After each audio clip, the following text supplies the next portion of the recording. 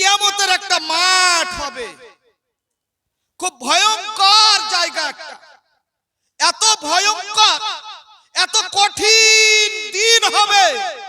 আল্লাহু আকবার, সুবহানাল্লাহ।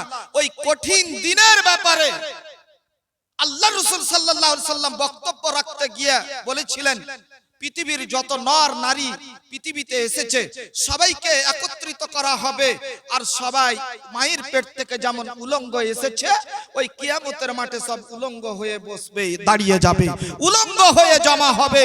সুবহানাল্লাহ। ভাইরা আমার, বন্দরে আমার, যখন এই কথা বলা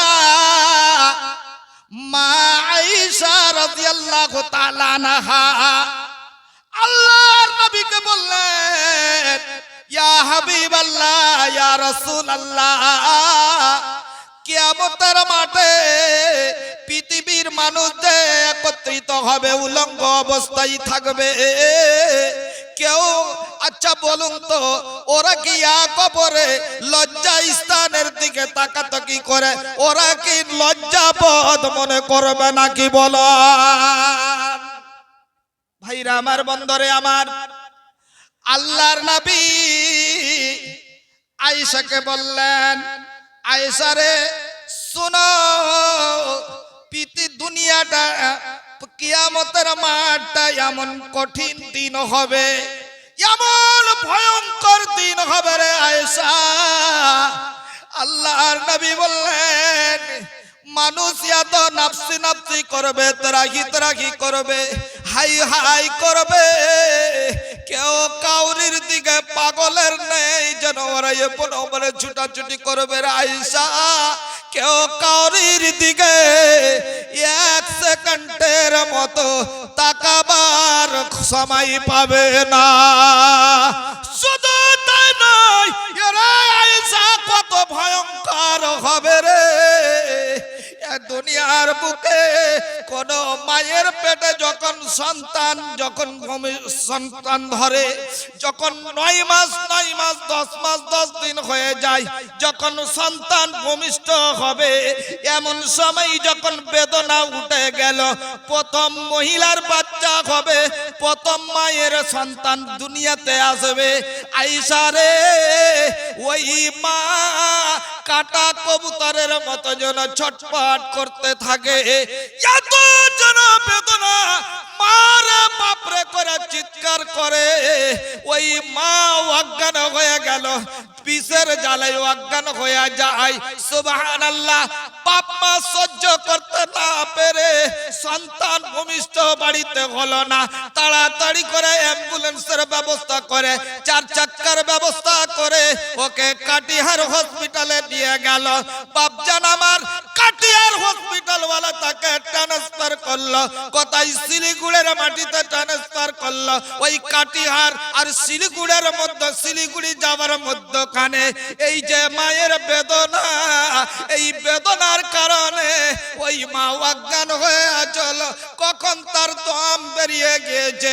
মাইরে আমার, বাপজান রে আমার, বিষের জ্বালা সহ্য না করতে পেরে কতগুলা মা দুনিয়া ছেড়ে বিদায় হয়ে যান।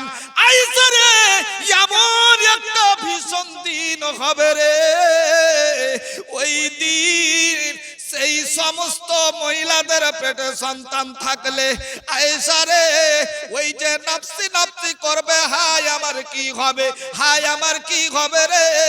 কখন ওর সন্তান ভূমিষ্ঠ হয়ে যাবে ওই মেয়েটা মোটেই বুঝতে পারবে না।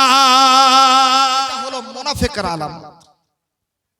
আর মুনাফিক পৃথিবীর মাটিতে সবচাইতে ধ্বংসকর মানে মানুষ যদি হয় এক জাত, যেটা হলো মুনাফিক। আর মুনাফিকের ব্যাপারে বলা হয়েছে, আল্লাহ রাব্বুল আলামিন কোরআনের মধ্যে বলছেন, ইন্নাল মুনাফিকিনা ফিদ দারকিল আসফাল। মুনাফিকের স্থান কোথায় আমি করব? সপ্তম 7 তবকা আছে জাহান্নামের মাটিতে, সবচাইতে যেটা নিকৃষ্ট নিচু তলা, সেই নিচু তলাতে আমি কি করব? জাহান্নামের মাটিতে এই মুনাফিকদেরকে আমি দেব। আর মুনাফিকটা কিন্তু অন্য কোন ধর্মের মধ্যে নেই, আমাদের মুসলমান ধর্মের মধ্যেই কিন্তু মুনাফিক আছে। আমার বাপজান কি করে আপনাকে বুঝাই? তাহলে একটা ছোট্ট ইতিহাসে আপনি আসবেন, তাহলে আপনি বুঝতে পারবেন। আল্লাহ রসুলকে কিছুগুলা মুনাফিক মুসলমান ছিল, নামধারিনী মুসলমান, ওদের ব্যবহার কেমন ছিল, ওদের বদ অভ্যাস কত ছিল, আল্লাহ রসুলকে মানে মজাক করত, ওরা কিন্তু তিরস্কার করত, রহস্য করত। আল্লাহ রসুলের কাছে গিয়ে বলতো কি, আল্লাহ রসুল, ইয়া রাসূলুল্লাহ, আপনি কিছু আমাদেরকে জান্নাত জাহান্নামের কথা শুনান তো, আমাদের ঈমানটা যেন পাকা পুক্তা হয়, আরো যেন ঈমানটা পাকা করতে পারি।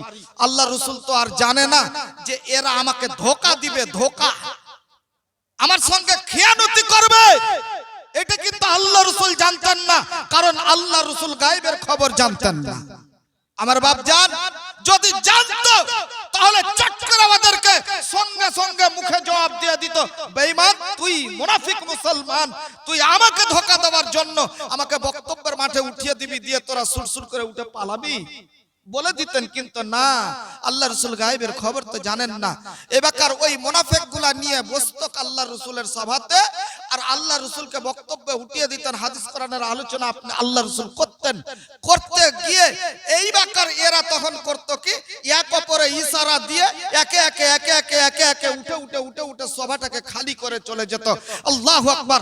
আল্লাহ রসুলের মুখের দিক এমন অপমানজনক, আল্লাহু আকবার।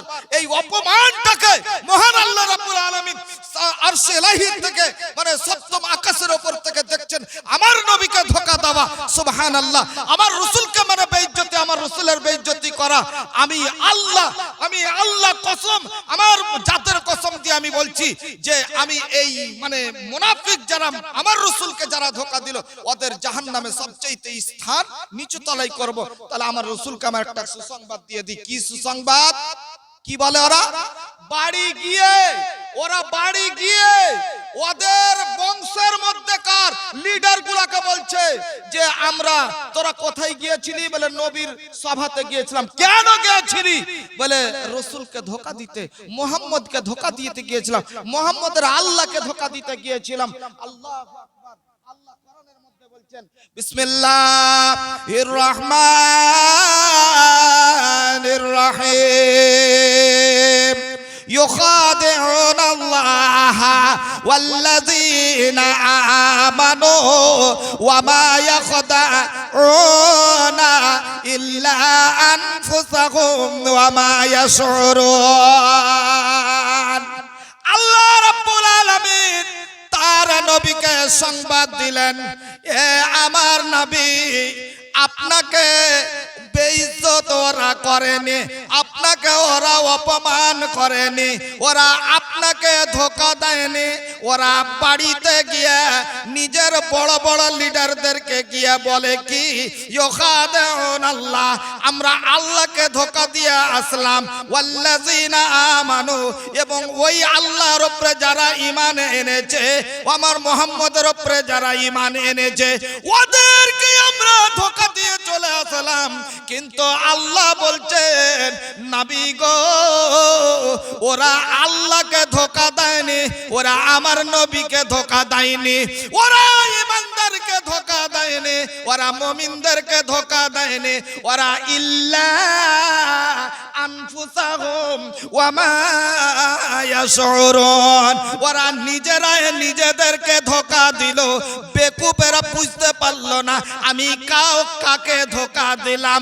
আমি আল্লাহ, নবী আমার শুনুন, ওদেরকে জাহান্নামের মাটিতে সব চাইতে নিচু স্থানে তাদের স্থান করব।